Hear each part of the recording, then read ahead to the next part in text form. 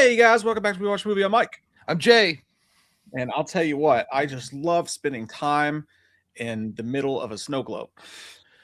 Beep, beep, Richie. How is what everyone? A lore drop explosion on our face, huh? I didn't expect to see that coming. So Holy much lore. Poopy. More than my little butt could take. All right. Well, the lore dump was there was a lot of good stuff about this particular episode, but the lore dump was extremely satisfying. Yeah, no one wants to hear my opinions. Why did you get bitched out on Twitter again? No, I just everything I thought while I was saying it was like no one's gonna like that. I think when I think about what I think. I don't hate everything, but I got thoughts that you didn't like the Frodo shit. You piece of trash. Oh, you know me. I love a good Chronicles. I did that. The only thing I did was that it was obviously they were like taking the dagger and they're like, one of us has to carry it. It's the only way. I was like thinking it was straight out of Frodo stuff when it started affecting her mind and she was getting mad. It goes, I'm naked in the dark. It just reminded me like the whole speech that Frodo gave at the end of Return of the Kings. But other than that, they're always like, I mean, I guess you could nitpick some stuff, but dude, they definitely saved their entire budget for the Skid Mark Skarsgård show on this particular episode. Hey, contrary to popular opinion of what people think I'm going to say, I thought the CGI was actually well done in this episode. This is the first time I could truly say that. That part at the very end, it looked like those two gay dudes in the painting who were trying to touch tips. You know, talk about the Sistine. Yes, it's the Michelangelo painting in San Francisco. It's wonderful. No, that was really good. I don't know, I want to believe that Muschietti and company released the early episodes and saw what people were saying, and they were like, all right, watch this, and went back to the lab and actually made some good CG. And maybe from now on, Muschietti will actually pay attention to the special effects because they were great in this episode, aside from the overall aesthetic, which I still maintain is ugly as butthole cheese. Dude, I think that's not even a thing, but it's Pennywise looked the best in this. I hope they release a NECA action figure of him in this, the way he looks in this. I don't want that. By the way, did you guys see where at the end where it said "Welcome to Derry, Chapter 1"? I'm like, what? We're going back again? Especially when they dropped another thing on there. It was like, what if he could go back in time? I was like, all right, I don't know if I'm down with that, like Marty McFly shit. All right, I'm not really down with that. That's a little too much. I don't want to do a prequel over the prequel. I don't want to do some time travel and shit. I was like prequels, so we put some prequels. I don't want to do that. I really hope that they don't go that direction, but they might just do it because she was like, what if he goes back and tries to kill our grandparents or something? I'm like, shit. I mean, if he could have done that, why would you guys even be here? He would have just scared you as babies and then eaten you like little snack sized babies.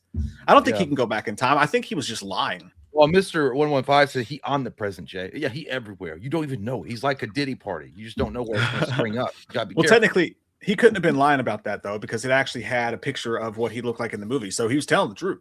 Well, yeah. Well, all he said was that past, present, and the future are the same to him. He sees it all at the same time. So it's not really one that he can't really distinguish time as the way that we see it. But we all know how that went, right? The kid survived. Did that kid survive? I forgot how the movies went. Which one? Did he live? Richie? Richie's Richie alive. By the way, did you know that, am I missing something about the lore? And again, we're jumping all over the place here. Welcome to the show. It's we're talking about the season finale of It. Welcome to Derry. And send your thoughts about whatever. But Richie comes back at the end to help the kids push the sword up the stone in the Magic Disney movie, and they're doing that. Yeah. And he comes back and he gives Pennywise the middle finger, which would be great if we didn't see that done 1,000 other times, like Marvel and other stuff like that. What's the movie? They just did that in a movie where the guy flicked him off in like slow motion. I don't know.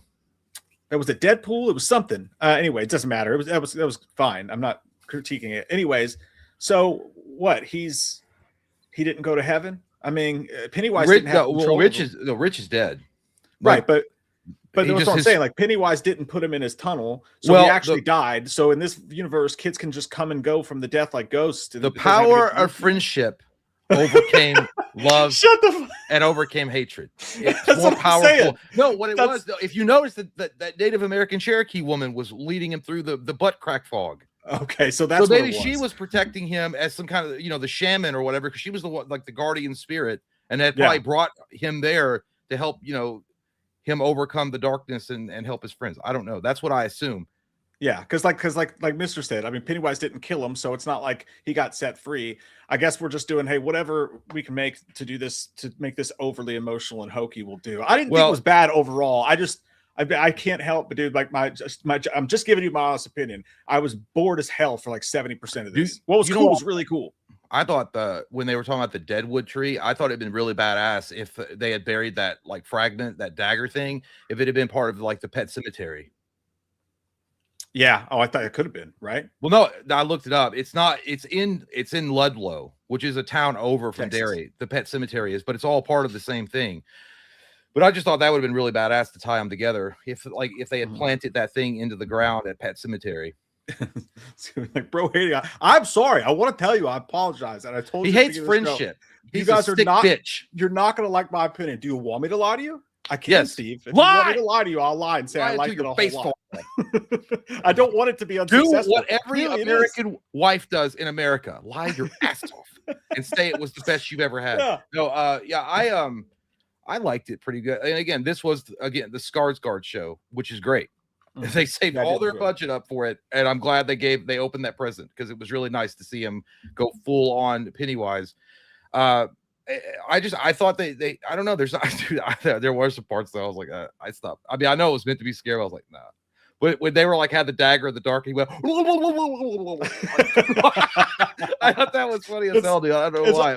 Yeah, it's honestly hard to be scared of him after you see him do shit like that, dude. And then poor old James Rebar got his face eaten, but that part was stupid. He's like, "You're free," and then Pennywise was like, "Oh," and he's like, "I never get a smell," and then he kills him. I don't know what the point of that was. No, there was no point to any of the military stuff, dude. That entire subplot was one of the dumbest things ever. Why would the military? We want to make people scared, so we're going to send out a singular scary clown to eat kids. Like, huh? Well, I thought they were going to capture. I thought when he saw him, they were going to go capture him. Like, I thought he was going to tell his men to leave all of them alone and go capture the entity. Right.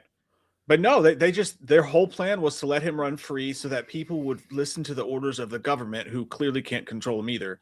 And they were literally, if anything, they would have hidden the artifacts away so that they could control them if they needed to, or point them at an enemy. But no, they burnt them because it was good for the government and to stop the women's movement to let Pennywise eat kids. What? How does that make sense to anyone? Is that nitpicky? I mean, it's the overall theme of the show. Whatever's good for the geese is always good for the gander. Oh, Sheila. Yeah, but most people are agreeing here. James Rebar's death was anticlimactic and stupid. It didn't really matter. I don't know what he was doing. It's like I swear to God, it was like James Rebar was working on another set somewhere. He was on coffee break, and they're like, "Can you come over here and finish this up real quick?" He's like, "Yeah." What do you mean do? Just walk over to Pennywise and say he's free. Okay. Yeah. That's it. Okay. Yeah. And the whole reason, so he was the main leader between trying to free Pennywise, even though Pennywise scared the crap out of him as a kid. And it wasn't until Pennywise showed him the ooey gooey CGI gumdrop face from the second episode where he was like, "Oh, I've made a mistake." And he's like, "Now I want to put him back in the box." And then Pennywise just eats his face and we're done. And also, when Pennywise got frozen in that pit bull stance that they have him keep doing over and over again, I think it's the least scary thing I've ever seen in my life. When his 18 teeth come out and he goes, "Arr!" When he was frozen, in Teenage Mutant Ninja Turtles 2 in the opening, when Donnie finds that blow up doll and he's like, yeah. That's what it made me think of. And he's just hovering there with that big dumb face on. I was like, man, the more and more you show him like this, the less and less scary he gets to me. But he did look great CGI wise. Yeah, they overplayed that part a little bit, but and then we got some Dick Halloran stuff wrapping up where he's going to go under the hotel, which was cool. Yeah, didn't really well, I guess they did show how he controls it. He drank that shitty tea that Indian lady gave him, and now the voices stopped, so he could control it some way because he drank from the duty bark of a tree. They just make up shit. I don't know but what it's like. You guys, I was like, I thought he was going to get trained up or something where he can like realize that it's all in his mind. So like pictures in a book, Doc. And that was how he's going to pass it on to Danny. But no, like, just drink some shitty like Lipton bullshit, and you're good to go. Yeah, dude, it's like kids playing like Power Rangers. Like, no, I got this magic lotion. I got this magic duty bomb stuff right here, and it'll make your war wounds go away, and you can go back to the battlefield. It's cool, dude. It's Mr. cool. I saved you. It was pee water. Well, in the trailer park, they call that Aquafina. So I don't know what you mean. That might have been like the best they had. Smart water. No, but yeah, it was just weird. I did like to see some more Dick. Everybody loves some Dick, and Dick was good. I like to see Dick in this. Everybody needs some Dick now and again. So you get that wrap up. They played up that last part a lot. I guess just in case anybody was too stupid that entire episode to realize that was the dude from The Shining. At the end, he's like, "I'm going to the hotel." Yeah, because the battle happened. They dropped the Outlook. Yeah, they had to drop the hotel reference like 6 times at the end. Yeah, I'm gonna go. I got a buddy of mine that's gonna hook me up at a hotel, and I'm gonna cook for a while. He's like, "Oh, good luck with that. I'm just gonna let you know if you ever need me, I'll be at the hotel, just over yonder." Hey, thanks, man. I really appreciate that. And like, I'm on my way now, but remember, we always take visitors at the hotel. I'll hook you up at a room. It's like, yeah, I know who that is. Before he left, he should have opened the door and be like, "I'm gonna be in The Shining, the movie The Shining, as the guy in the hotel." I'm Dick Halloran. Yeah, but it is what it is. By the way, dude, I've had issues with that chick the entire fucking show. The wife of Leroy Hanlon, I hate her. I hated her when she slapped him in the fucking face and she's beating on his chest. She's like, "I got your guy. You say we gonna be safe in Derry." Jake went to That's PTSD. what you do. Smack in the face. It's 1950s. It's welcome. No, I was like, I hate that shit. And by the way, all the dudes were saying like, "Yeah, I mean, it was his fault." Like, you pussies, just stand up for me. I was like, why don't you go suck on some con cock? Weren't you trying to help that convict out? I hated that girl, dude. I know, I understand that your child is gone, but you're gonna blame that dude. It wasn't his fault. Jesus Christ. By the way, he was hot as fuck. But anyway. Yeah, The Mist. At first, I was. By the way, the opening of this, before another negative, let me get to a positive. The first 10 minutes of this was a 10 out of 10. I mean, holy shit, dude. When you see the Pennywise hand pressed down on the announcer button, and you just know those kids, and he's gonna attack the whole school, I was like, this is actually kind of freaky. This is cool. Yeah, dude. When he came out on the stage, I felt like Will Smith, like na na na na na na na na na na na, getting jiggy with it. I was like, yeah, put that shit down. I thought it was badass. Dude, he looks so fucking cool. Why didn't he look like that in the other movies? It'd be funny if they were like 7 hours later and he was doing the thing from the past when he was like, I'll give you a hot tip about Honda stock. Dude, he looked cool. That was awesome. Scene. And then he took the principal's head like a fucking bowling ball. And again, the CG looked great there. And squished it and kicked it. That was awesome. But that being said, when we go to The Mist, what year was The Mist made? 2002, something like that? 2004? The movie? It was the early 2000s. Yeah. How the fuck are we in 2025 and that mist looks like absolute gobbledygook? From far away, it looked fine. You ever seen Dante's Peak? That ash and that smoke, that looked awesome. That was real. That was in the 90s. But still, yeah, dude. After the mist came in, the show was like visually hard for me to look at for the next, 45 minutes, because every shot like was just shapes of people covered in awful gray, just ugly CG fake smoke everywhere. I hated that. I know nobody else pays any attention to special effects these days. You're starting to become a real diva about it. You're like, you know what we should do? We should bury a volcano in the backyard and set it on fire, because that way it'd be real. Walking on ice in high heels, not slipping at all. It's fine. It's whatever, dude. It's the X-Men. That is true. Well, I can understand Pennywise not slipping on the ice, but the other ones is like, you guys got some fucking skates. I don't know why they weren't. Like, they should have been slipping and sliding, but I didn't really notice the misty part looking fake. I was just honestly, what was the point of the mist even? What did it even do? I'm not sure what the mist is supposed to be. I guess his influence was spreading along with his Johnson. I have no idea. That's what I assume it was. Did he fart? His influence. A 27-year-old fart. He's had some backed up gas. Like, that was bad. Yeah. It smells like Bigfoot's dick. It was definitely a backed up freaking quarter pounder with cheese fart. Stinky cheese. Yeah. I don't. That could have been really cool. But as soon as I saw like it filled every frame for like the next 45 minutes. Just ugly CG smemoke. That didn't bother anyone else. I'm fucking crazy, I guess. I'm just an asshole. I was just paying attention to the storyline, but it didn't look great, but I didn't really pay attention to it. I was wondering what it was, though, and the only thing I can think of, it's like his evil. Or his influence. Yes, yeah, I guess. I don't know. I felt like they were just like, it'd be cool if we did the Mist, because Stephen King did the Mist. Make the Mist. Make the mist. And maybe that made it easy to do the special effects. Michelle was like, I was one time in Bolivia, and I remember seeing over the hill yonder in the morning this beautiful fog rolling down. Looked like menacing fog. I was like, it must be in my show. Like, and then they're like, what does it do though, Andy? What's the point of it? He's like, you don't question. Just put the teeth. Yeah, fucking dry ice, man. Dry ice, fucking. Get a There's goddamn million, from Spirit City, please. There's a million ways that they could have made it more practical looking, but I mean, I guess they were just like, fuck it. We'll just go ahead and use our Windows Paint to the best of our ability. I guess that way they could just drench everything in green screen and they didn't have to worry about a lot of stuff. And people were giving me shit, but like, I bet if you asked the special effects team, they were like, dude, we had $20 left. What do you want us to do? Yeah, that was a ploy. Like, I bet they would tell you the same fucking thing. Do you know how much Skidmore Skarsgård craft table was alone? Jesus Christ. Yeah, he was good. He was great. And obviously Dick Hallorann was great. The best thing about the season was, I mean, you got Skarsgård, his performance was great every time he was on screen, but dude, Dick Hallorann and Leroy Hamlin are the best parts of the show. They are. And they are. And I liked Will a lot too. I think Will was the only kid I actually liked apart from Richie. The rest of them, there's some, I don't like to talk about kid actors, but there was some really shitty acting. But like, I did like the kid Will, and I liked the girl with the glasses. I came around Marge, her a little bit. She's right. I came around. Yeah, but it was weird. Like all of a sudden in this episode, and I know that she had a character arc and everything, and she gets toughened up, but that bitch comes out like Ellen Ripley in the last part. I'm like, what the fuck? There's no fear at all. Like, she came out with get away from her your bitch energy immediately. I'm like, what? Let me drive this milk truck. Fuck you. I agree, Clinton. Marge did have an arc. She had a good arc, which was well written. And the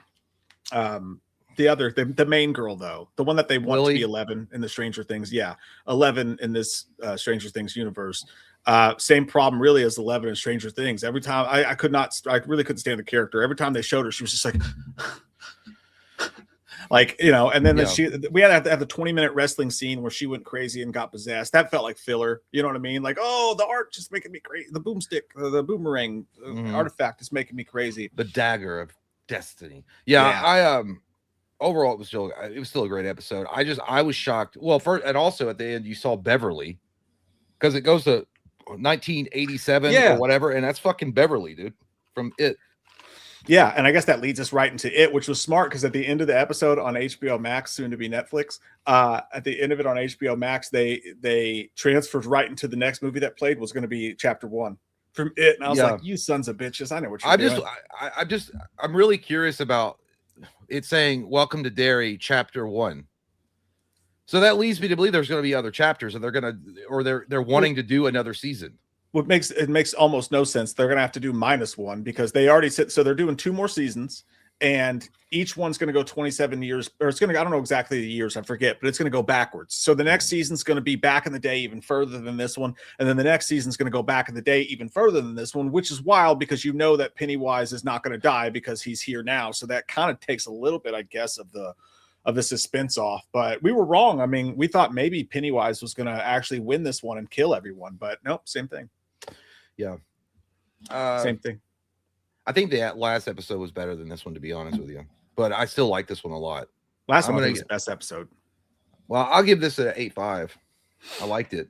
It's still a strong episode. I just like the one. I like the shootout at the OK Corral that went on last episode better than this. That was the high point, I feel like. But again, I have to say that the damn special effects in this episode, apart from the overall aesthetic, which has been terrible the whole season, the specific CG of this, they literally did what would have fixed 2 or 3 episodes previously because it was amazing. When he turns into that pterodactyl thing, he still that was badass, dude. I was like, I want that on a metal album. That looks good as shit. That looked like some shit Megadeth would put out.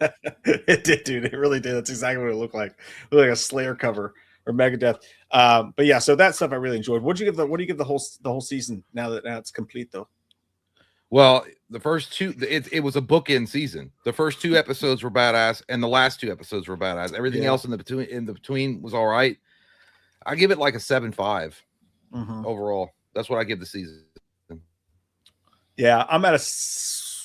I feel like that's fair. Yeah, I'm gonna give it. Part of me wants to do 6. I'm gonna go 6.5 personally, totally. It's just my personal opinion.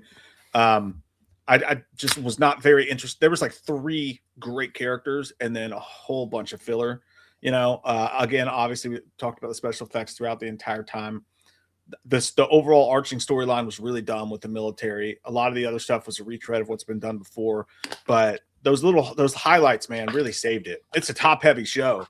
I don't know if I'll ever watch it again. It's the kind of thing I would go back and I would watch like 2 or 3 episodes from it again. Like you said, I would watch the first 2 episodes.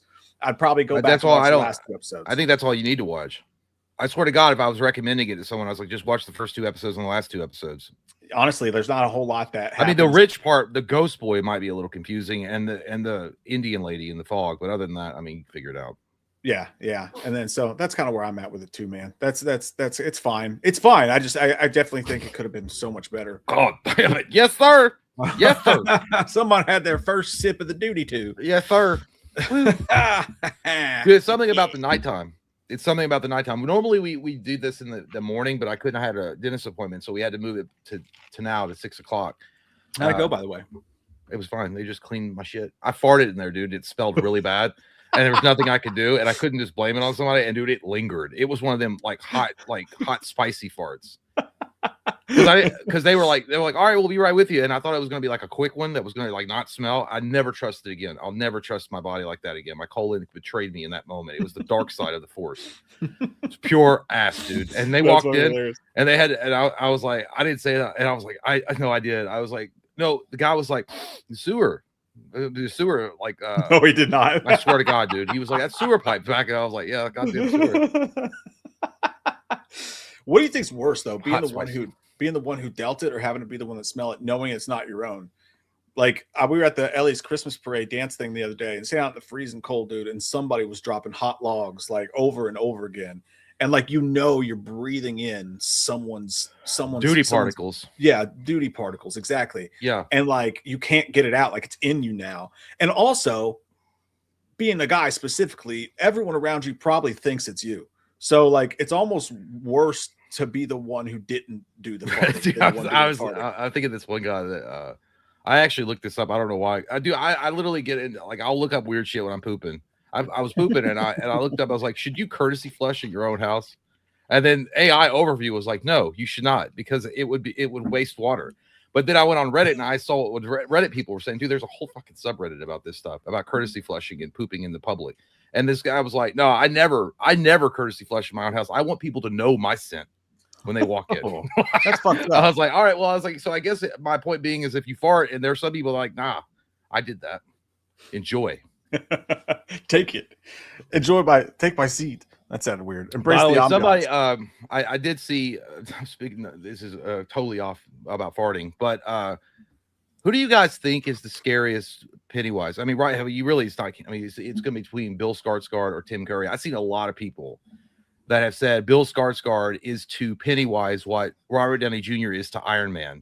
And I'm like, I don't know. I mean, Tim Curry's the champ, the GOAT. Yeah, but I understand people that didn't grow up with Tim Curry as Pennywise, not really recognizing the greatness that Tim Curry did bring to that, and also because the It miniseries was really cheesy. It was a super to budget for TV movie. But Tim Curry, as far as like, to me, Tim Curry is the Michael Keaton of Pennywise. Like, he is Pennywise. Bill Skarsgård is amazing. Obviously, he's great. But dude, if Tim Curry was the age he was when he filmed the original It, and you put him in Skarsgård position, telling you, dude. I'm telling you. Yeah. Emmy Award, Academy Award. You better put some respect on Tim Curry's name, saying some crazy shit like that. But people are like literally saying Skarsgård is the equivalent of Robert Downey Jr. playing Iron Man. I'm like, dude, I just don't see that. Disgusting. I'm not saying that you couldn't stick, because somebody was like, well, I wasn't even gonna, like, this was all in these subreddit forums that I was on while I was pooping. I was reading these things, but they were like, I wouldn't even have watched the miniseries if Bill Skarsgård hadn't been attached to it. I wonder if that's true for you guys. Would you guys have been interested at all if Bill Skarsgård hadn't been attached to it and they had just replaced him with some other guy that was going to play Pennywise? Or do you I would have 100%. I didn't really give a shit about it being Bill Skarsgård. I didn't really either. I'm not watching anything just because Bill Skarsgård is in it. I mean, we did go see The Crow, but we saw that because it was The Crow, and Bill Skarsgård couldn't save that. Oh wow, you couldn't save that either. Like, you can't be like, oh, Bill Skarsgård never does wrong. Like, bitch, I saw The Crow. I watched that whole fucking movie. Jay did too. I saw it. We that movie literally, which is brought to you by Papa Roach. That's all that movie. Cut my life into pieces. Papa Roach is not. That's not fair to Papa Roach. Maybe brought to you by Machine Gun Kelly. That's more fair. I feel fucking shit sack of a movie. God damn! What a waste of time. What a waste of everyone's time. And that's not even Skarsgård's fault. Like, that's literally the script was so fucking terrible. I cannot believe that shit was greenlit. But anyhow, I'm just saying, like, it's weird to me that people were like, I would not have watched it if Bill Skarsgård hadn't been involved. I'm like, that's weird. That's weird. Yeah, that's. I mean, but I guess I could see young people that don't know what the fuck they're talking. Well, if they go like, here's the thing: if you're like in your 20s now and you grew up watching Bill Skarsgård as Pennywise, and you go back and watch the Tim Curry, you're gonna laugh at it probably. But there's no way. But to be honest with you, I can't look at I don't know anybody that can look at Tim Curry's performance as the clown. When he's doing the clown stuff, it's not scary. It's freaky. Like the way that he moves, the way that he talks, the mannerisms, all of that shit's weird. I think like, I know that like in the when you go back to the book, because he is an alien and all that stuff that crash landed here, I understand that like maybe the super CGI like digitized version of Pennywise is more apt to what's in the book. But like, to me, I mean, they couldn't do that obviously when they did it made for TV miniseries in the 90s. But to me personally, for me, the just regular clown makeup and the sadistic look on Tim Curry's non-digitized, no help, just all him being a fucking amazing actor in front of a camera is way more frightening than the newer iterations of Pennywise is to me. Yeah, there was a lot more of it was a lot more performance based, I think. The way that Tim Curry played it, like he had to, like there wasn't really that much that they could rely on. But like, well, if you fuck this up, we could just cover it up with CGI. No, yeah. Like you got to do a performance. You got to do some shit. Yeah, but and then I think at the end of that show, he turned into like a big giant arachnid. It was like a B movie, like stop motion shit. It was terrible. It was awful. But you know, it is what it is. I mean, again, it was made for TV. It wasn't like meant for the theater. And even back then, I don't know if they would have been able to do what they did with Pennywise now with CGI. But anyway, I think Tim Curry's better. That's just my opinion. Yeah, I do too. I agree. And I just, you know, I guess the ultimate Pennywise would be if you had Tim Curry playing him throughout the movie, and then at the end you had kind of what they did in this last episode with him doing all that awesome cool shit. I think that would have been the perfection of a Pennywise character, because that would have really. Did Tim Curry ever win an Academy? I don't think he ever won an Academy Award. He deserved one. I don't know if he did. He was awesome in Clue.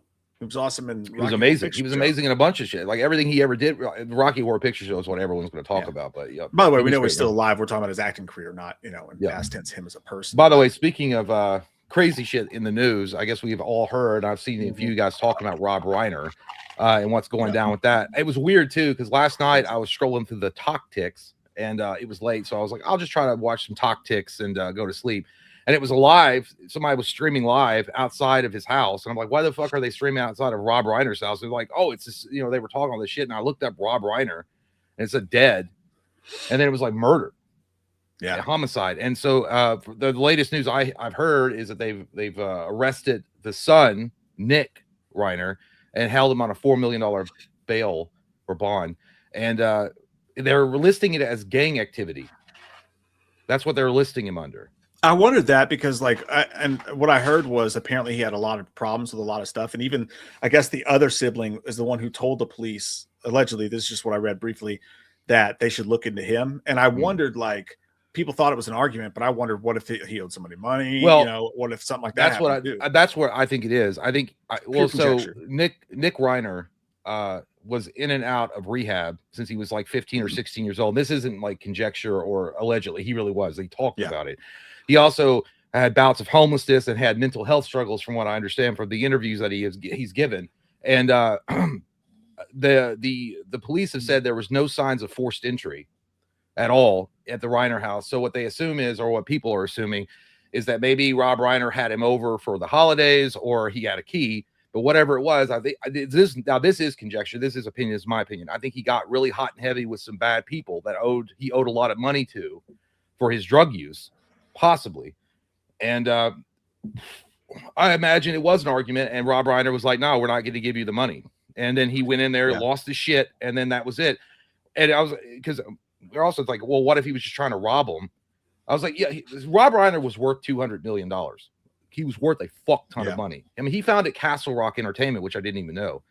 But the thing about it is, though, a man worth $200 million isn't going to keep millions of dollars stashed away in a safe. Maybe some jewelry or some diamonds or something like that. But what I think is he wanted anything, and he lost his cool, and they were like putting their foot down. We're going to cut you off. And he was like doing, that's what, again, I think that's what's going to come out of it. But they've listed it under gang activity in the jail. That's what he was booked under. Yeah, that's pretty wild. Especially when if it's listed as that, it's got to be something crazy. Either way, I mean, it's a. But why does he have bail? That's what I'm asking. Yeah, it's $4 million.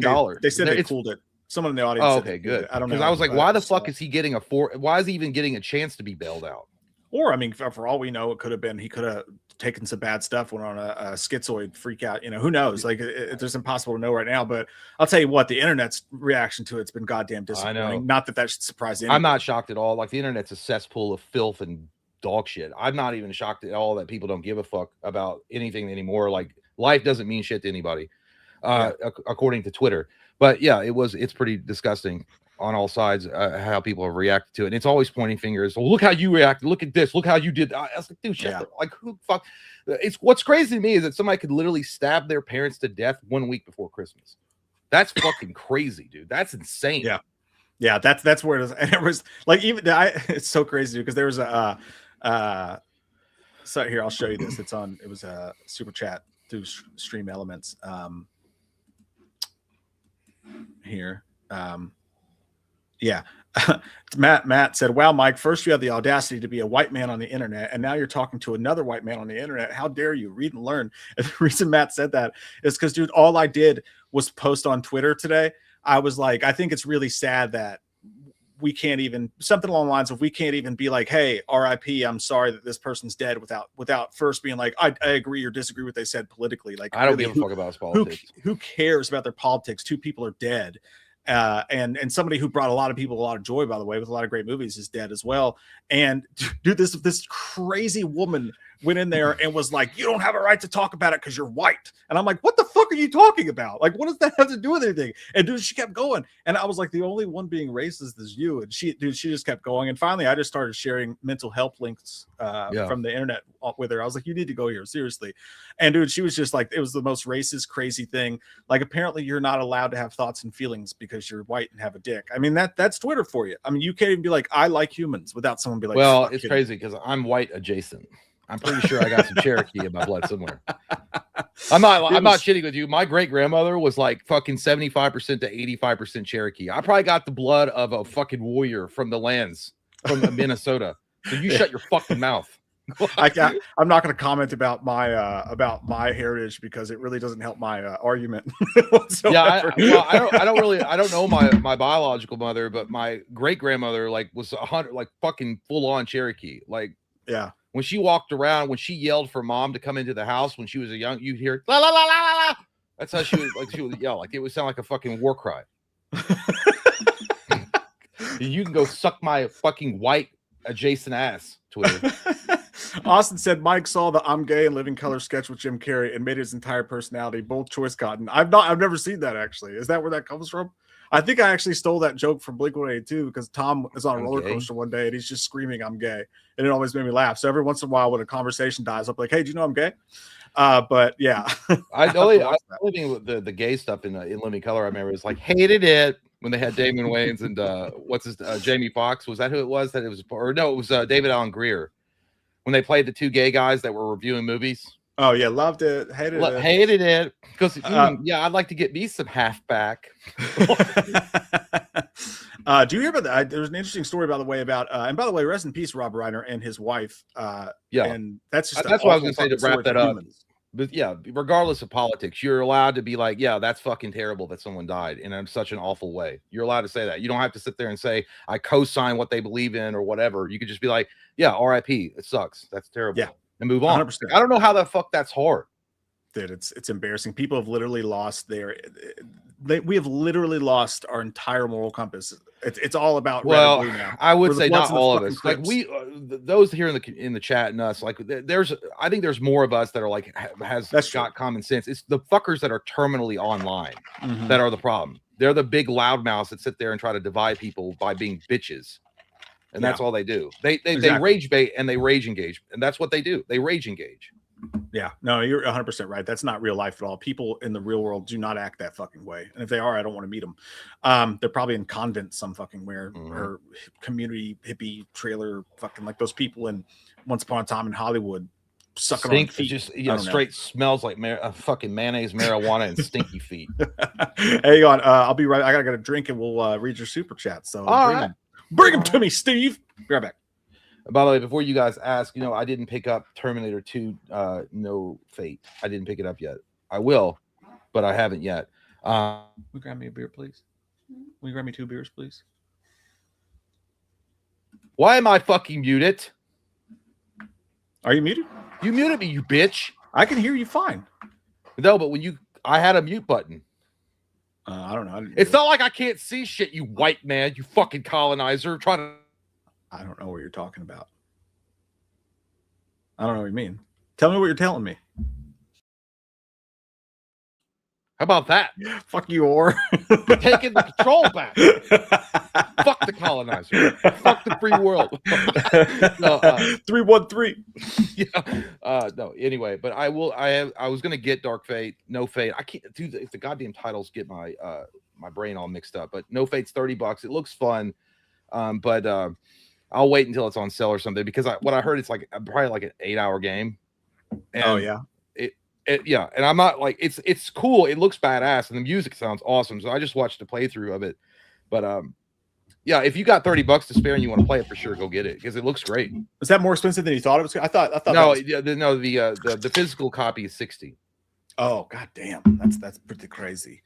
That's pretty crazy stuff. You know what I realized? Oh, and by the way, really quick, they are removing. So any of you guys that are hardcore fans of Dead by Daylight, Michael Myers will not be available. I don't know if it's next week or in a couple of weeks. They're removing Michael Myers from the game along with Pinhead, which Pinhead was already removed. And that's because the game is coming out. And they're also removing Michael because the game is coming out. But if you'd already purchased Michael Myers as a DLC, you'll still be able to play him. But anybody else that hasn't got a chance to pick him up, you might want to pick him up before he's removed from the store. Yeah, that's the thing. You really got to buy your Michael Myers and keep it at home on your shelf, or else they can take him away from you anytime. Yep, exactly. That's one thing with Dead by Daylight, right? They can. If they lose if the licenses are pulled, they can't do anything about it. Right, but people aren't going ape shit on them like they do Gun Media when that happens to them. Well, no, there are some people that are bitching about it, but here's the thing: they lost at one point. Dead by Daylight lost. By the way, fuck, I know people are gonna. When at some point they removed the Demogorgon from Dead by Daylight because people lost their fucking shit on that. They hated it when they did that, and then they put it back in the store, and now people were kind of like whatever when Pinhead went out, or they were like, oh, he's leaving now because he's gonna have his own game. Now they're bitching again about Michael Myers. I don't know if I guess Michael Myers is a pretty popular character that people pick as killer in Dead by Daylight, but it is what it is. I don't give a shit. But people are like, why? So that shitty game can fail? It's like, you're dumb. You're so dumb. Go fish yourself. Didn't you have to pay for Michael Myers?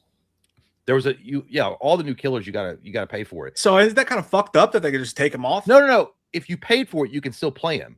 He won't be available to buy any longer after the deadline. Oh, well, that's kind of a nice. So that's what I'm saying. If you want to play Michael Myers and you haven't had a chance to, buy him. I think I don't know what his actual, maybe $5. I don't know. It's been a minute since I turned on Dead by Daylight. But I think it's like $5 to get the killer. You might want to grab him now before he's gone forever. That's pretty sweet. Have you heard that I'm gay? Have you also heard that I can see the cum dye on your lips? What can someone explain to me what's going on with the Avengers trailers, by the way? Because I keep hearing new stuff every day. I hear something different. Because they're rolling it out like fucking retards. That's what people are mad about. What they're gonna do, they're gonna apparently attach a weekly trailer or a daily or something like that to every showing or something like to Fire and Ash. They're not rolling it out on the internet like they normally would. There's not been any concrete. You think I'm going to go watch it 2.5 That's what they want you to do. I mean, there's even Grace Cocaine Randolph, who I don't agree with shit, is bitching about it. And I got to be honest, I agree with her. She's like, how the fuck am I going to react to something if you're not going to release it to the internet, dweebs? Which is true. It's crazy. Well, I don't know if she. I mean, Coca-Cola. I don't know. But no, I'm saying though. Here's the thing. They want to put it. They've already pretty much confirmed, concrete. It's attached to Fire and Ash. You have to go see Fire and Ash to watch the trailer for it. And then they're talking about rolling it out like different trailers for every screening of that goddamn movie. And then they've been kind of mum on whether or not they're going to release it to the internet. Some fucking guy is gonna fucking he's gonna buy his ticket, he's gonna walk in there, he's gonna record that shit on his fucking iPhone in Tallahassee, Tennessee, or Tallahassee, Florida, or whatever. I'll watch it on the internet, and that guy's going to get about 2 million views before I know, and make a bunch of money. And I'll watch it. I'll support him. He's an American patriot for doing that. That's what I think.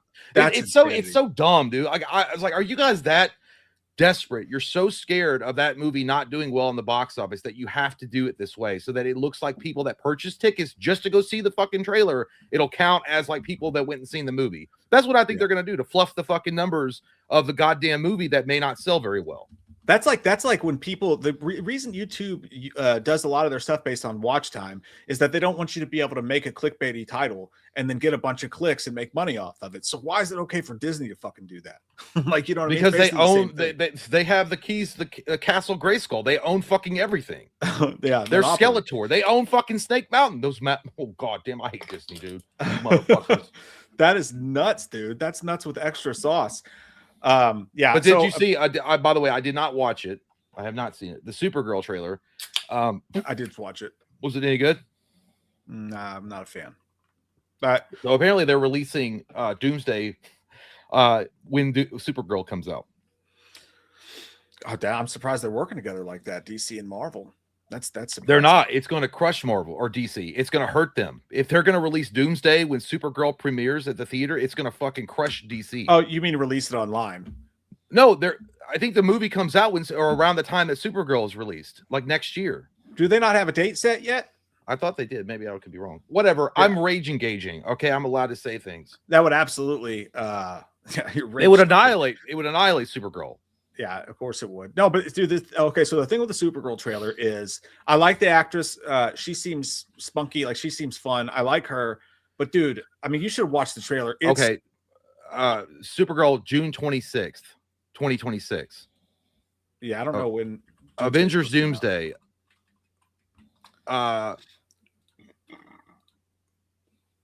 December 18th. So I don't know what the fuck they're talking about. I guess because they're releasing it in the same year. I thought you meant the trailer in front of it, but yeah, no, dude. It's basically the trailer is, I mean, it looks exactly like Guardians of the Galaxy. I mean, the entire world that she goes to, the stuff that she's doing. You see Lobo for like I did see. I saw an image of that. Somebody captured it. Yeah, you see more of Tom Cruise's penis in all the right moves than you see of Lobo in this trailer. And it's just, dude, it's like there's like one action shot of her like shooting a crate and hitting a bunch of bad guys. It all looks, the cinematography just looks really ugly. And what's crazy is that's Jason Momoa too, even though he is built for that role. I gotta be honest with you, Jason Momoa looks like Lobo. I could see that. Oh, yeah, it looked cool. I think he looks more like Lobo than Aquaman, 100%. Even though I did like his rendition of Aquaman. What I am like, dude, I have no like. I know this is James Gunn's world, and we're just squirrels in it and trying to get a nut to move your butt to the dance floor so your butt's up, pants in the air. I get that, right? I understand that. But I did like the girl that they picked for Supergirl in The Flash. I liked her. I thought she was cool. I liked her outfit. I liked her look. She was hot as fuck too. But I thought she was cool. Yeah. And then you replaced her. I don't know. I'm gonna give this chick a chance, this new Supergirl. But as far as like being like excited to go see it in the movie theater, I'll have to watch the trailer myself to decide. But I really never cared that much about Supergirl, to be honest with you. I just never cared. And at this point, dude, you really can't get an honest opinion on anybody because it's either everybody is like, oh, I hate it, it's the worst thing I ever saw in my life, or you cannot question anything James Gunn's involved with because you're wrong. And that's just my honest opinion, man. Like I saw it and I was excited to see the trailer. I wanted to see it, Supergirl. And now I'm like, oh gosh, I've seen this movie like 6 times before. The only selling point for me would be Lobo. I think Lobo is badass. So I if I went and seen it, it'd be for Lobo only. But I don't know how much he's going to be in it. The idea of her being kind of fucked up because of what happened on Krypton and kind of working through that, to me, lends a possibility of a really cool character arc story, like a singular movie that's kind of badass. And then I saw the trailer and it was just like, oh, this looks like B-movie footage from Superman, to be honest. I don't know if this is true or not because I'm not that super familiar with DC comic storylines, but a lot of people were bitching and complaining about the storyline that James Gunn picked to use for Supergirl, and they said that it was one of the more unpopular storylines that ran through DC comic books regarding Supergirl, where she was a drunk party girl that was just caravanning across the galaxy. And they were like, oh, and no surprise, James Gunn picked the one fucking storyline that most DC comic book fans fucking hated. I don't know if that's true or not. I like the idea of that, though. I mean, I think it's a cool idea with the, having to deal with loss and how you would deal with the, what you would do. But I don't know. I guess maybe people were like, that's not the Supergirl they wanted. And it was an unpopular storyline according to these peeps. You got people in the chat that are more DC fans than us might know, but yeah, that's what the rumor is. It's pretty crazy, man. It literally took all I know is it took my excitement down. I'm just here to, it was like, but does Michael like anything? I saw Silent Night Deadly Night yesterday. That was fucking badass. That was a great movie. You should go see it, dude. It's seriously good. It's way better than I thought it was going to be. It is. I'll tell you, it's fucking awesome. It's one of my favorite horror movies of the year. Well, by the way, I want to show you guys something very sexual, and you guys are going to be like, is it sexual? You're like, it is sexual. Hang on. You're like, I can't believe that. No, my God, get it away. I thought it was time. I thought we were. It's too small for the screen. But break out your lenticulars. I'm going to microscopes. I am going to show you guys. All right, so I don't know if this is the same dude. I don't know. All right, fucking ass. And it was ruined. Okay. God damn Elon Musk. I don't know if this is the same guy from the Indian Thriller. I don't know. But he looks like the guy. And he sounds like the dude. Yeah, dude. I don't know if it's the same guy. But dude, I came across this fucking golden egg that was buried in the crevices of YouTube's crack. And I'm like, why isn't this on the recommended feed all the time? Ready to see the greatest rendition of Batman of all fucking time? I am. Yes. Ready? No,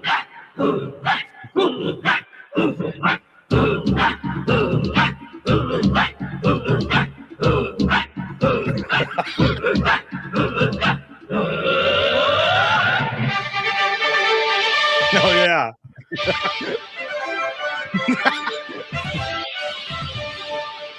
James Gunn fans would be like, this is the best CG I've ever seen.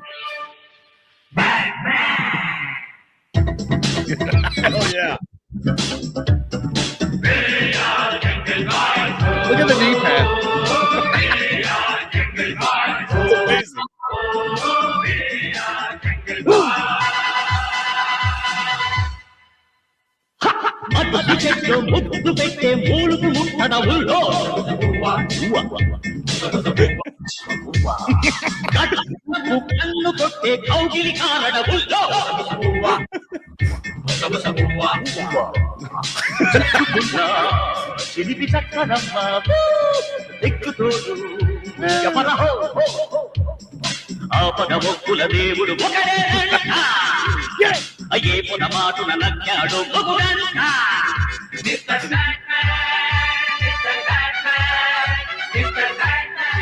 Mr. Batman.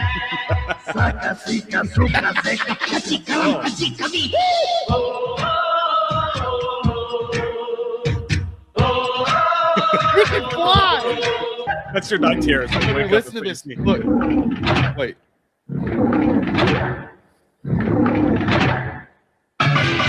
But hey, Michael Jackson's in there.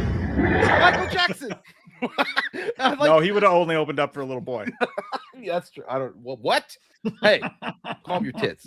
No, I will say, dude, I don't know if that's the same dude from the Indian Thriller, but goddamn, that dude can dance. I think it was the same. Gali ma. I think it was the same dude. That guy's crazy talented. The comments are great. They're like, how's Sanjay Wayne gonna keep his identity a secret when he took it off? They call him Sanjay Wayne. That was cool, man. I'm gonna go back and watch that later when I'm feeling down. Dude, you should watch it, especially while you're drunk. You'll be nothing but happy. That'll just put you in a good mood immediately. Hey, since we watched that, I might as well show it to you. I like this. I'm gonna be honest with you. I like this. This is the Street Fighter trailer, dude. Have you seen this? No, I didn't. I thought we were gonna watch it on Wednesday, you son of a bitch. So I waited. I mean, we're here now. We can watch it again. By then, no one's gonna care. They'll be on to whatever Gali Ma is happening in the world. Gali Ma. Dude, I wish so. You know what? I wish we could find a way to get like those Bollywood rip-off movies, like of superhero shit, and watch it and review it, or do a live commentary with it. That shit would be funny as fuck, dude. I would love to do that. That would be. Those are amazing, dude. We go to an Indian restaurant that just plays their music videos constantly, and that shit's fucking fascinating. All right, sharing screen. But like the Japanese Spider-Man, where he like shoots people, that's from the 80s. Yeah, dude, it's the fucking best. So this is very short. It's 1 minute long, and it's just like a character teaser or whatever. I don't know, dude. I was seeing a lot of shit talked about this, but when I saw this, I was like, this looks fucking awesome to me as far as Street Fighter goes. Here we go. Reveal it to me. Oh. Run from your past. But you can't run. Is that David Dastmalchian? No, it's a David Dastmalchian dude as Raul. What else was he in? Why he looks was he in the Devil Late Night with the Devil? Oh, he's badass, dude. That guy's an amazing actor. I don't know about Bison though. Yeah, I do. I think he's gonna kill it. From who you were born to be. You know what they say. If it hurts, you're doing it right. This isn't a game, Ken. It never was. Is that Blanca?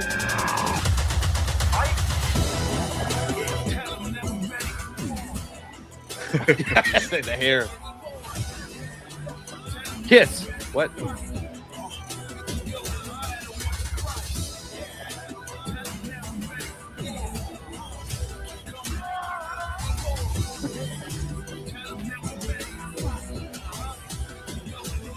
Oh, what the hell? It's just too powerful. The trailer is too powerful.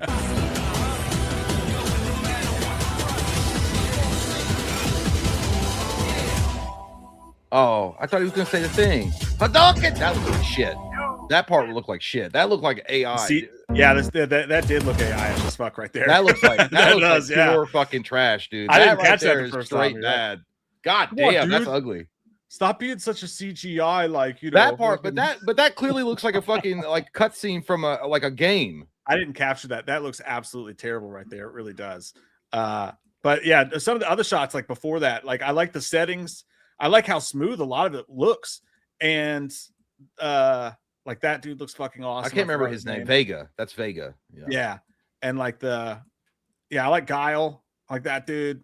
Like again, it's just a character trailer, but who knows? It could be complete dog shit, but it looks fun. It looked like just kind of a popcorn movie, like kind of turn your brain off and enjoy it. I'm not that familiar with Street Fighter lore. I'm more of a Mortal Kombat guy, but from what I remembered, like from like Street Fighter 2 on the SNES days, it looked cool. I mean, other than that really atrocious, bad CGI like AI cutscene that they did, that looked bad.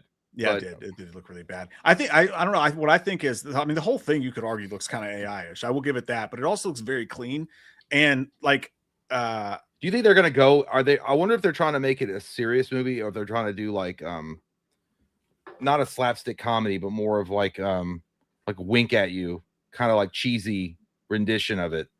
Or they're like, we know it's not serious. We're just kind of like, we're gonna have fun with it though. You know what I mean? Like, I don't know how to really describe what I'm saying. Like.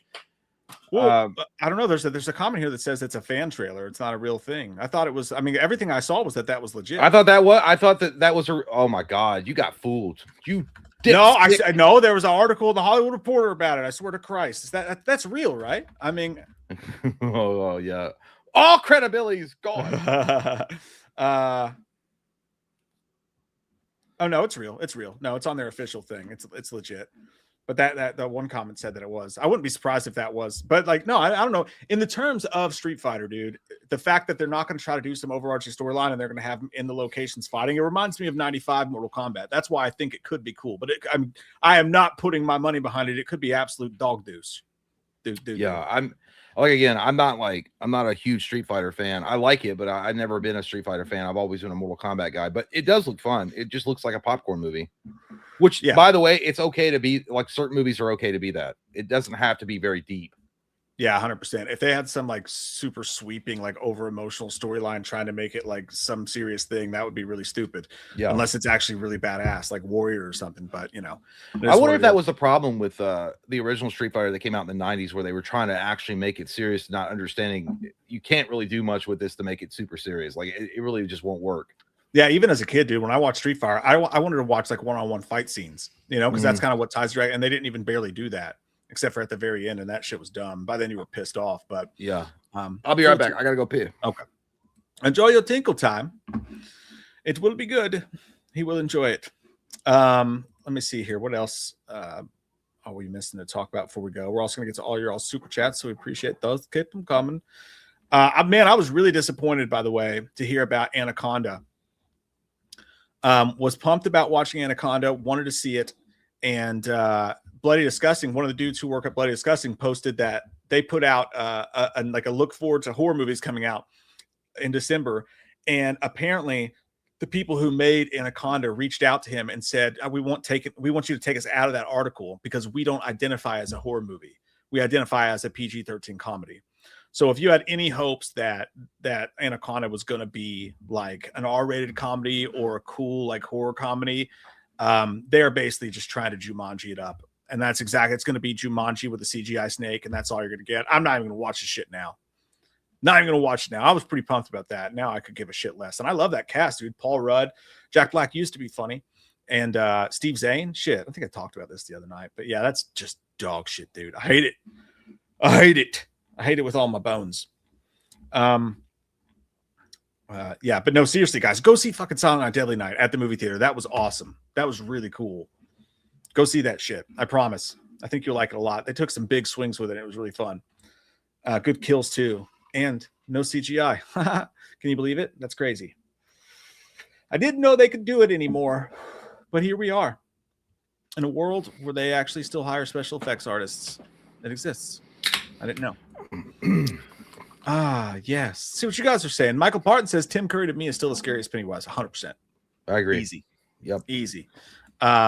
Jeremy Shelley, thanks, buddy. Said, my guys, I just want to wish you both an early Merry Christmas and a Happy New Year. I love you guys. Good beer, good food, good people, good times. The new Street Fighter looks like trash. Well, we might disagree on that last point, but I'm not putting my weight behind it. There are parts of it that look like trash. We do agree on that. Yeah, 100%. It could go either way, but it excited me. That's all I know. But I hope you have a great holiday as well. I hope we see you. Thank you, Jeremy. Are you gone until after Christmas now? Is that what you're saying, you motherfucker? Is that what you're saying, you motherfuck? I hope not. I love you. I want to make you bake. We're going to have a show Wednesday, you son of a hoe. Come on in. Jeez, and more after that. Emotionless zombie. I still love Durag Michael Myers, dude. Hey, guys, do you think Dan Stevens would be a good Freddy? Yes. Man, also, 100%. Dude, easy. Also, can Loomis and Chalice congratulate me for passing my driver's test? Congratulations on taking your first step into manhood. And also having people call you and ask you for rides. And you do the one thing that you should always do. Go fuck yourself or give me gas money. Don't just be a pussy and say, yes, I'll pick you up at the corner and take you wherever you are. I'm not goddamn Miss Daisy or the black fellow, Morgan Freeman. I'm not Morgan Freeman. Pay me gas money. And also make sure the insurance is on that, because let me tell you something. The popo will pull you over and tow your car away if no insurance is on that. That's true, but you might get a hot tow truck driver. You know, he might want you to get all nice and deep lock. Congratulations on passing your driver's test. If you could just run down to Rose Avenue Liquors for me and get me a fifth. See, it's already starting. Already. I'm good. I would like a fifth of just whatever the cheapest whiskey you can find is, like Star whiskey or something like that. You know, it's got like a plastic cap on the top, brown back. You know, bring me that, and I'll give you a couple driving lessons, because I'll tell you this. It means he will sexually assault you in the car. That's not what I would call it. I was going to say. I call that. The rules of the road is what I'm trying to say. I had a whole joke lined up, and I realized he just got his license. He's probably I probably can't make that joke. Well, then again, that doesn't mean that too. There's a lot of people that don't get licensed until later on, but you never know. You never know. But chicks love a guy with a car, and let them use you to take them places, like your house, after a nice Arby's meal of Arby's sandwich. Yeah, and if they don't want to, you can just go behind the trash can and find the cook there. You want to put some horsey sauce on her roast beef. Hey, congratulations, man. That's an awesome time in life. This guy says, who had the most tragic story out of Rambo and Gerard Butler in Law Abiding Citizen? Love y'all, dudes.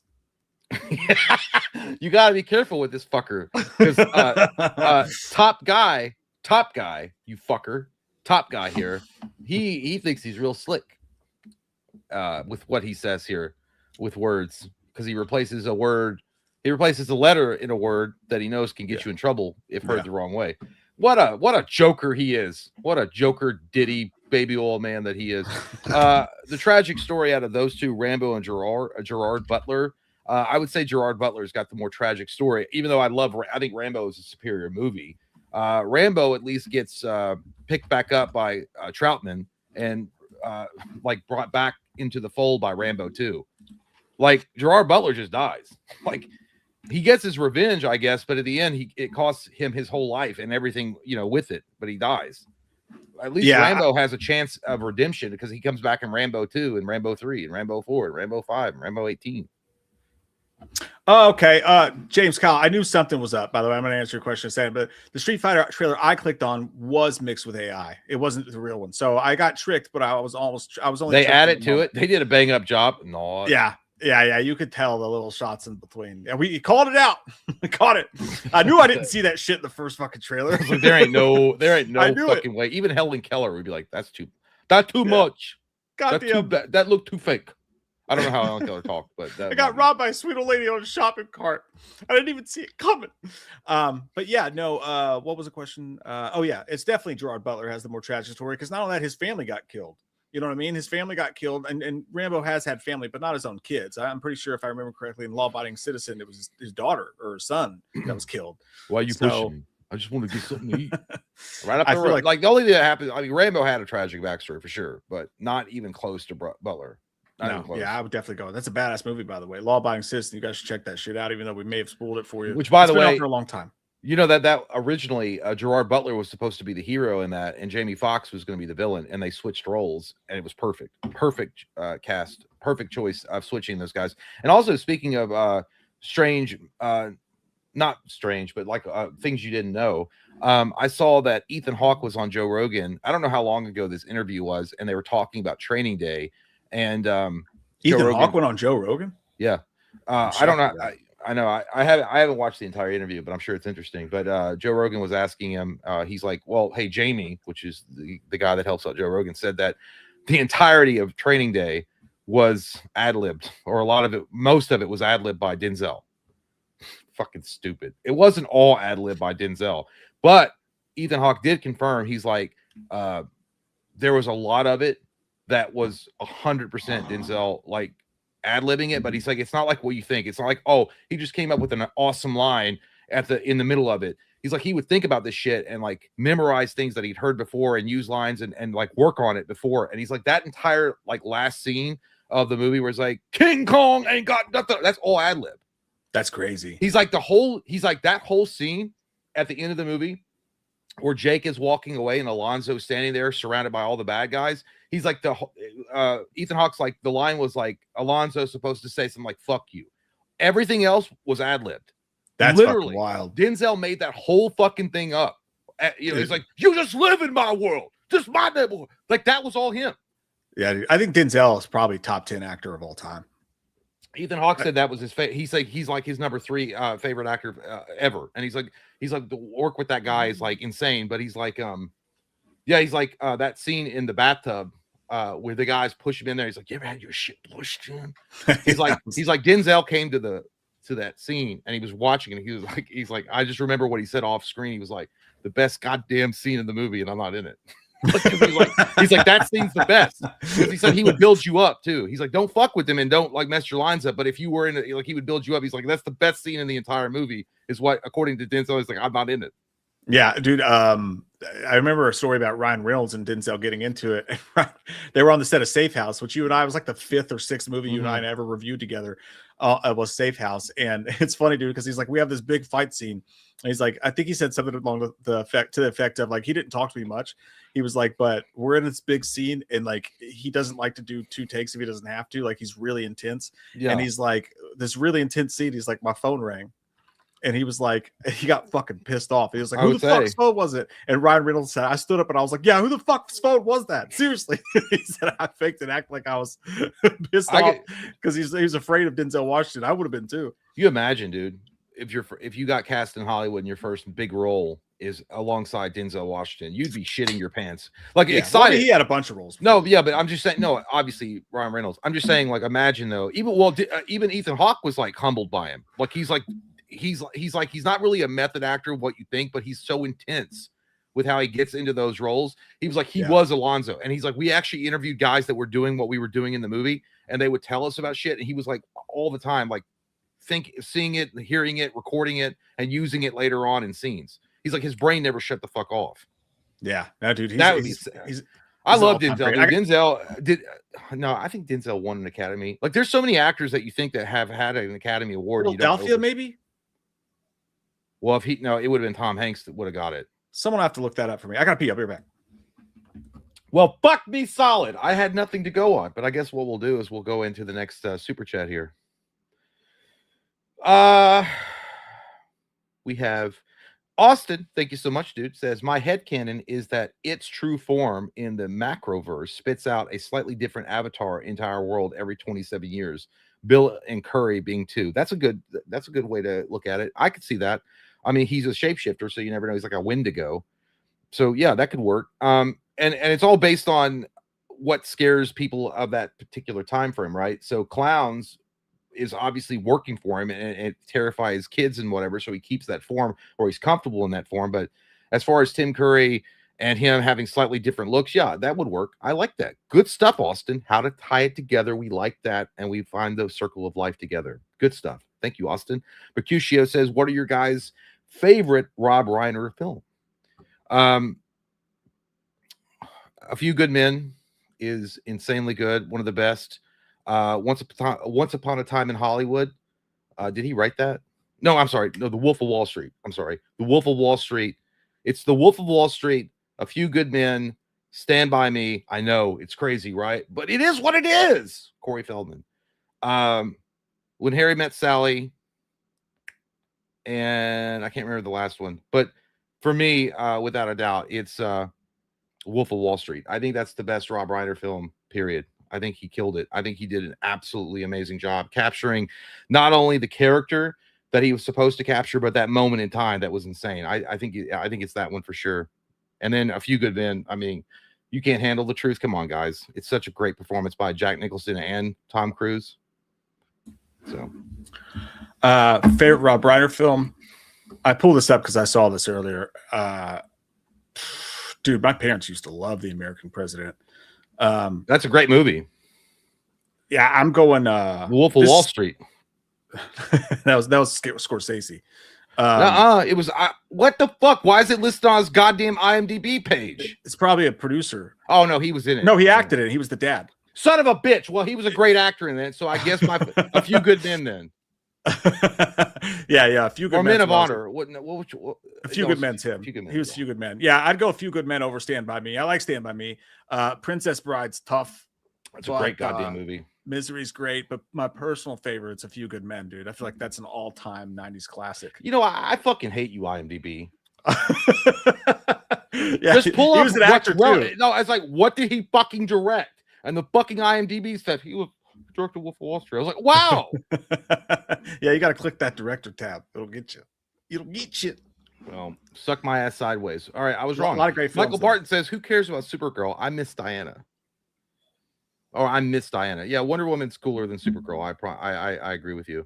I've never been a huge Wonder Woman fan either, though. But as far as like who's more interesting, I will say Wonder Woman is probably more interesting. She has more like a cooler background. She has a more depth to her.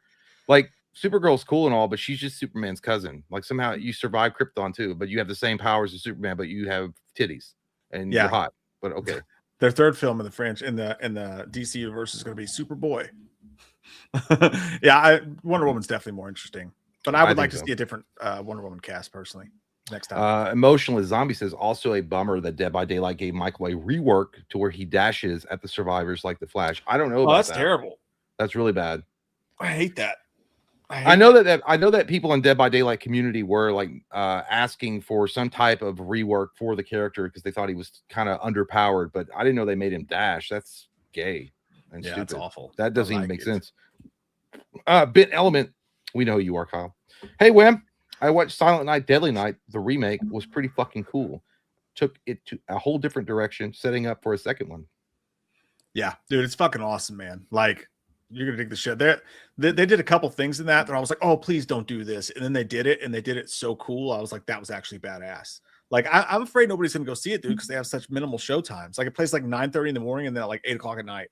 And I literally forgot it was coming out at all. And you know, it's weird. Like, I know people hate it, whatever. It's like, it would have been, maybe it would have been more profitable for them to release it both in theaters and streaming.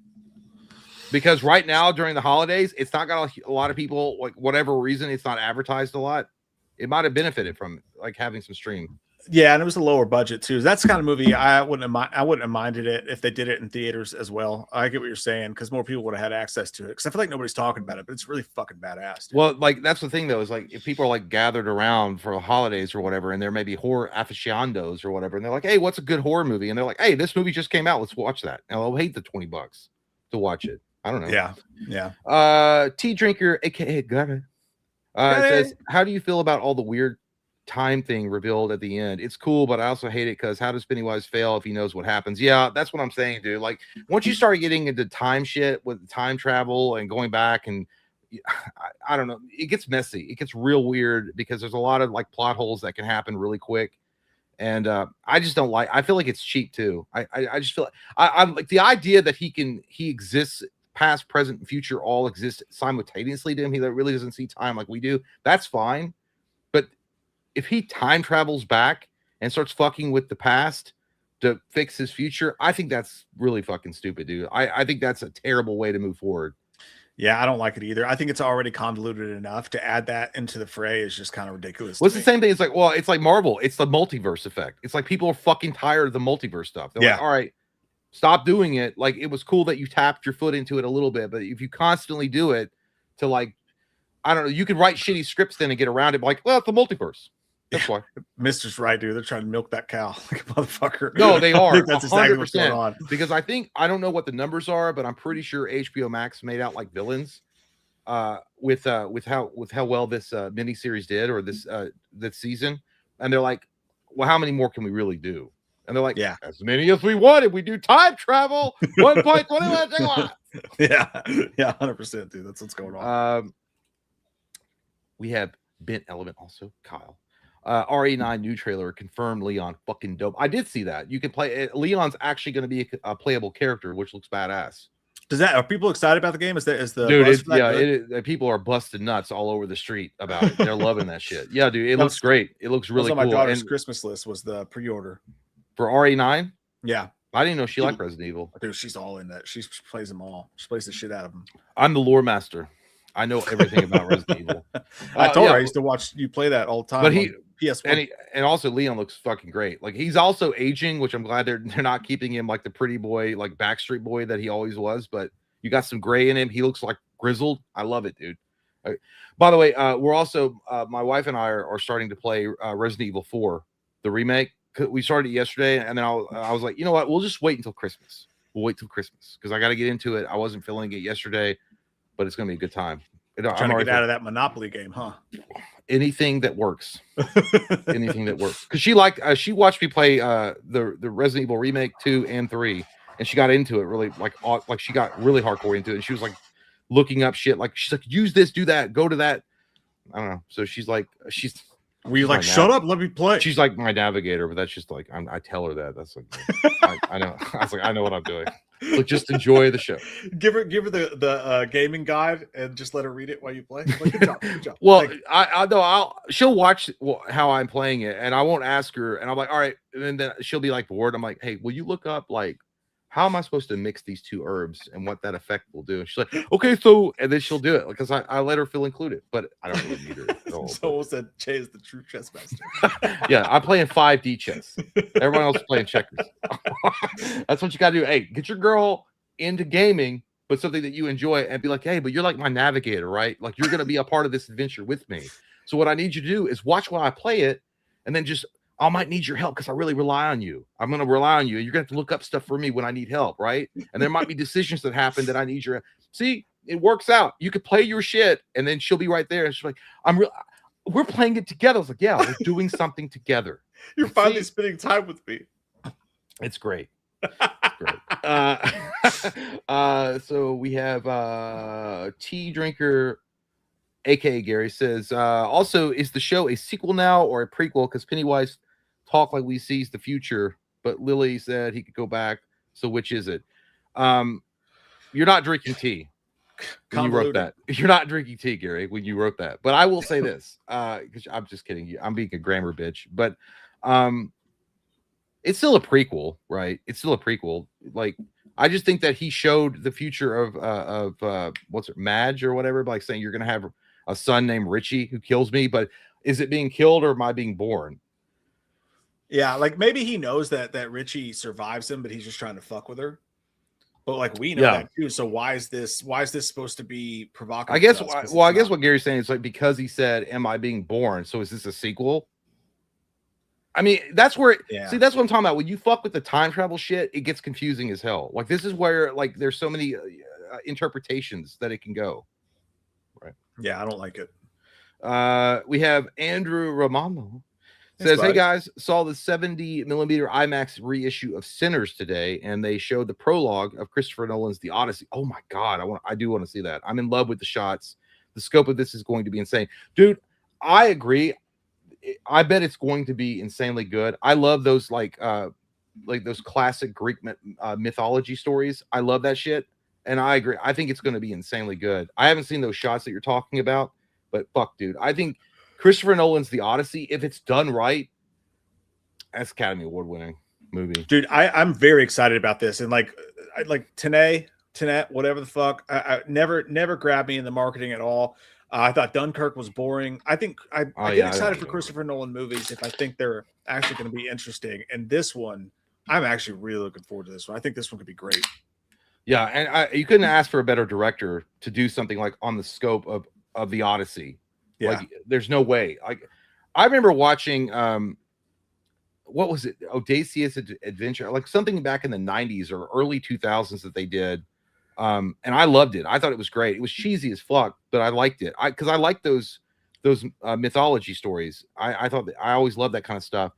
And then you put Christopher Nolan in front of the camera and you're like, hey, we're gonna do The Odyssey. I think it's again done right, Academy Award winning.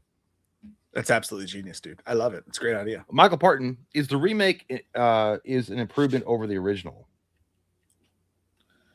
I don't know which one. What are you referring to? Still talking about It? Oh, maybe. Okay, so is It Chapter 1 better than It? No, the miniseries. Well, I mean, I think it's better. I think that they had more of a budget. They could flesh out the story a little bit better. I don't think that Skarsgård is better than Tim Curry. No. I think there was a little bit more charm to the Losers Club in the miniseries that came out. But I think that the remake does improve where it needs to improve and does surpass slightly. It's all for naught, though, because he's talking about Silent Night, Deadly Night. That's what I said. I didn't know that either. Michael, you got to clarify. Listen, the first movie had so many problems with it. I would say I'd say the remake's actually better than the original movie. I mean, because to me, like, honest to God, if I'm going to go back and watch Silent Night, Deadly Night, I'm just going to watch part 2 because part 2 rehashes all of part 1 and it has the funny, silly shit of like Garbage Day and stuff in it. So yeah, I actually like Mike Nelson's version better than the original. Then we had Wild Willie. Mike, we play first round in fantasy. Good luck. Oh man, I'm just so depressed, dude. I'm so fucking depressed right now about football. You might beat me just because I don't even want to look at a football. I don't even want to think about it after what happened yesterday. Packers were up by 10 points and then fucked it up and then got our best wide receiver and our best defensive player hurt. And now they're thinking we might not even make the playoffs. Just a Super Bowl season possibly gone in the span of 20 minutes. Fucking sucks shit. Well, why don't you cry about it? I'm crying right now. It's what I'm fucking doing. But good luck to you. I'll be back by Sunday. I'll be back and ready to fuck. We have Gary. It broke my heart when he said, how bad can a hotel be? I love The Shining, but I don't want Jack to get him now. I want to see him more. Yeah, dude, I agree.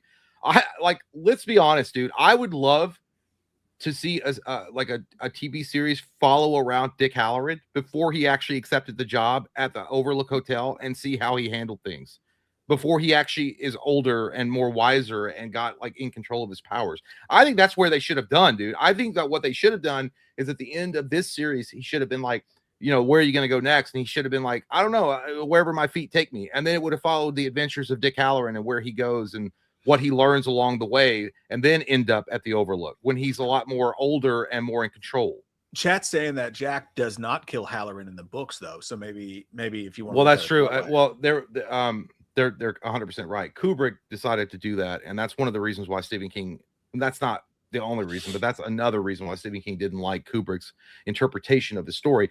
In the actual novel, he hits him with a mallet, which they did show this. There was a 1996 or 95 miniseries for The Shining that came out where they cast one of the main dudes from Wings. Remember the TV show Wings? Yeah. As Jack, and Dick Halloran survives. And that's how it's supposed to go. Like Dick Halloran survives and he helps Danny as Danny grows older. But anyhow, I don't want I just think it's a waste. I think that guy that played Dick Halloran was so good, and it's so interesting, and it's so different. I would love to follow his adventures more and have a whole series worked around him. Depends on how good the show's doing, but if the show's doing well right now, we may get a old Dick Halloran Adventures TV series like spinoff between now and you know what they're gonna do? They're gonna do a Shining prequel. Yeah, remember because there's all those murders and shit. With Dr. Sleep, that was a sequel. I thought that was a prequel. No, that was a sequel. I only saw it once. No, that was after all the events of The Shining 1. Oh, okay. I don't know why I thought that was a prequel. But I did like Dr. Sleep a lot, but it's not. But no, but I could see them doing a prequel to The Shining and why it's cursed and like all the murders that happened there, and it's on cursed lands. I could see them doing it. I really don't care. It is cool, kind of, but it would make me think of like American Horror Story because they all come there with different, weird people are attracted to it. But I would love to see a series revolving around Dick Halloran. I think that would be fucking cool. Yeah, he was a cool. You know what it reminded me of? It reminded me of that. Remember that show that was on Sci-Fi back in the day?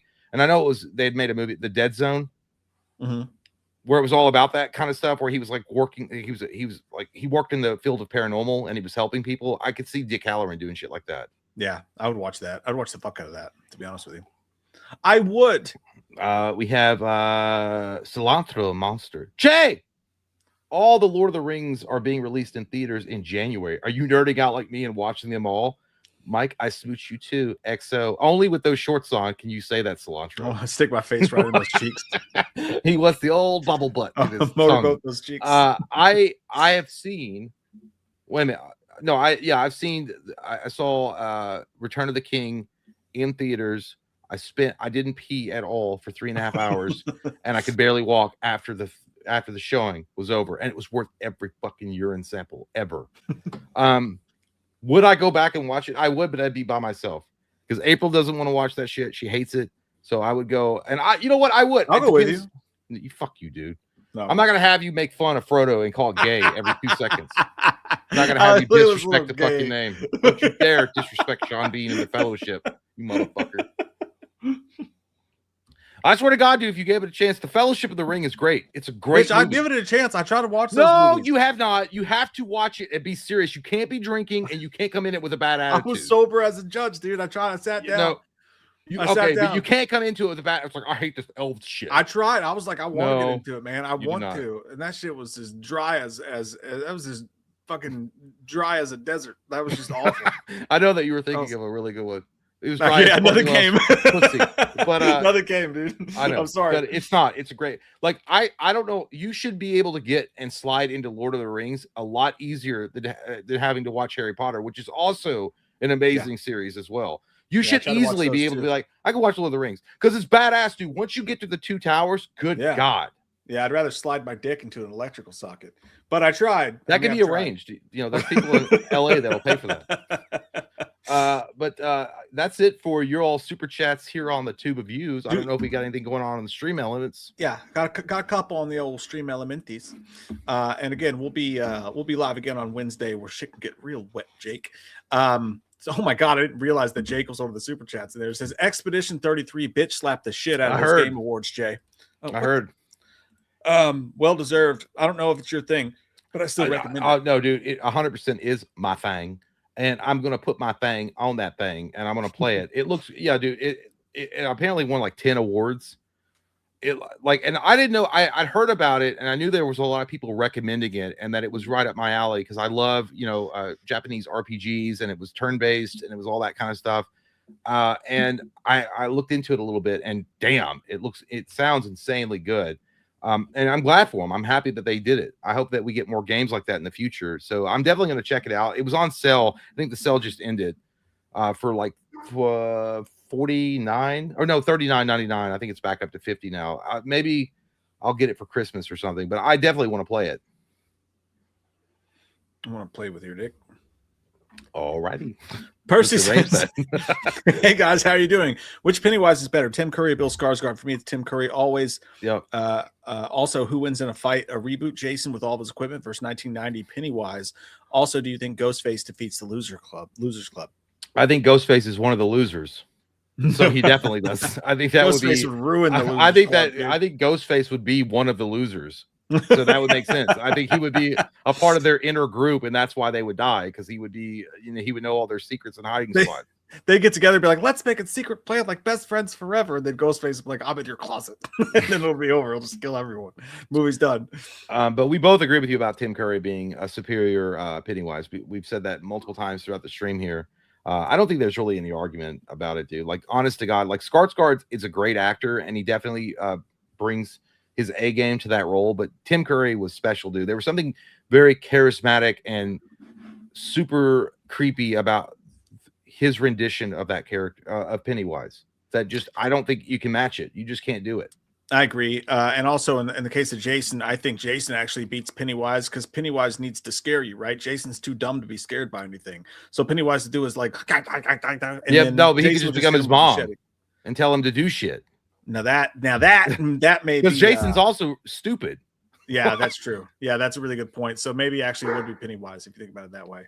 Mm-hmm. Yeah, good point. God damn it, I hate it when you have a good point. I don't like it. Stop it. What is he barking at? Jesus. We have T-Drink. Oh, Gary, once again. I thank you so much. Gary says, I got confused because I thought he was just telling Marge she has a son, but later I realized he said he was trying to prevent it. So in season 2 or 3, he could retcon the movies. Dude, please, for fuck's sake, don't do that. I hope you're right. They could do that. They left themselves an opening to do that. Well, they're going backwards though. So like, well, I know, but even playing around and being like, oh yeah, you're gonna have a son named Richie and he kills me, or am I reborn?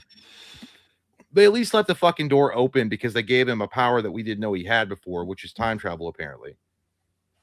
What's your problem, dude? Yeah, I hate it. I don't like it either. No matter what they do with it, I really don't like that angle.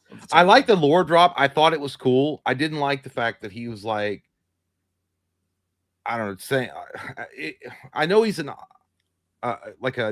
like a god, a world eater. So time doesn't flow in the same way that it does for us. So he sees things a little differently, but just the idea, or it leaves out the breadcrumbs that he could potentially do shit like that. I like travel back in time, especially when they said, what if he travels back in time and tries to kill our bloodline? Yeah. I'm like, all right, dude. I know that this is a huge moneymaker for you, but please don't fuck with that. Don't. Yeah, it seemed like an afterthought that they just threw in at the end because some producer was like, hey man, we do this. Yeah. You know? Yeah. What's the guy's name? Bob Shea over there. What would be really cool is if Freddy Krueger's hands came out of the wind of the door and like pulled Nancy's mom in. Yeah. Wes Craven's like, no, the movie's over. He's like, no, it's not. Bob's just like, it's not over. Freddy Krueger is a national treasure. We're gonna make a shit ton of money. We're gonna whore him. That's what they're doing. They're like, yeah, dude, we can't. I bet the numbers on this season is insane. I'll bet it's fucking phenomenal for HBO Max, and that's why they're like, nope, you're not killing Pennywise off. Yeah, that may be what's going on. They may have saw the numbers and be like, we got to squeeze this titty some more. You know? Give me that milk. Buddy B. Lee says, I got ceased to watch Stranger Things finale in theaters. I'm excited to watch it in a packed theater. Is that I'm confused about when that's coming out, because we always go see a movie on Christmas Day, and Ellie's really wanting to go to do Stranger Things, the finale as that movie, and I'm like, I don't know exactly how that works. I will. I mean, because I've been watching it, so I'm looking forward to it. I'm a little bit confused about the release schedule, but I'll figure it out. Just like we'll figure out seeing you fuckers on Wednesday. Yep, we're done, guys. 7:30. We got to get out of here. Really only going to, usually we do an hour show in the morning, but we hung around with you guys for a little bit. Wednesday, we're going to be back at it. We're going to be talking about some cool shit. We're probably going to do some movie posters or something. I don't know. Yeah. We'll figure it out. It's going to be awesome now, no matter what. But thanks for hanging out with us tonight. And we hope you guys have an amazing rest of your week, you cocksuckers. Go fuck yourself. We'll see you guys soon. Bye, San Diego. Bye.